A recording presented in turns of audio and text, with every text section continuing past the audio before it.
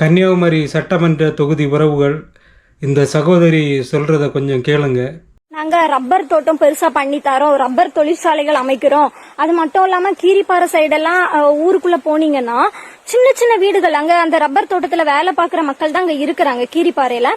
இந்த மக்களுடைய வீடுகள் எல்லாம் பாத்தீங்கன்னா குட்டி குட்டி வீடுகள், வீட்டுக்குள்ளேயே பாம்பு பல்லி பாச்சா எல்லாம் உள்ளதான் இருக்கும். இவங்களுக்கு ஒரு நல்ல வீடுகளை கட்டி தர முடியாதா? இயற்கைகள் ரப்பர் தோட்டத்தை அவங்களுக்கு ஆக்குறதுக்கு தானே அவங்க இங்க வந்து இருக்கிறாங்க, வேலையை பார்த்துட்டு. ஒரு வீடுகள் இருக்கிறதுக்கு ஒரு 2 ரூம் ஒழுங்கா கட்டி கொடுக்க முடியாதா? இதெல்லாம் என்னங்க நியாயம்? யோசித்து பாருங்க.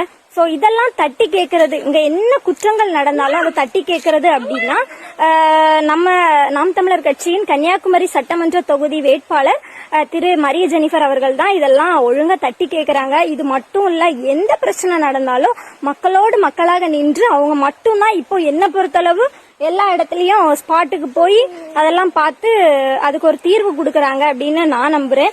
சோ நான் இந்த வருஷம் யாருக்கு ஓட்டு போடுவேன் அப்படின்னா நாம் தமிழர் கட்சிக்கு தான் ஓட்டு போடுவேன். ஏன்னா எனக்கு இயற்கைனா ரொம்ப பிடிக்கும். இயற்கையெல்லாம் அழிகிறது என்னால பார்க்க முடியல. சோ நான் யாருக்கு ஓட்டு போடுவேன்னா நாம் தமிழர் கட்சிக்கு தான். ஏன்னா சொன்னதை சொன்னபடி காப்பாத்துவாங்க.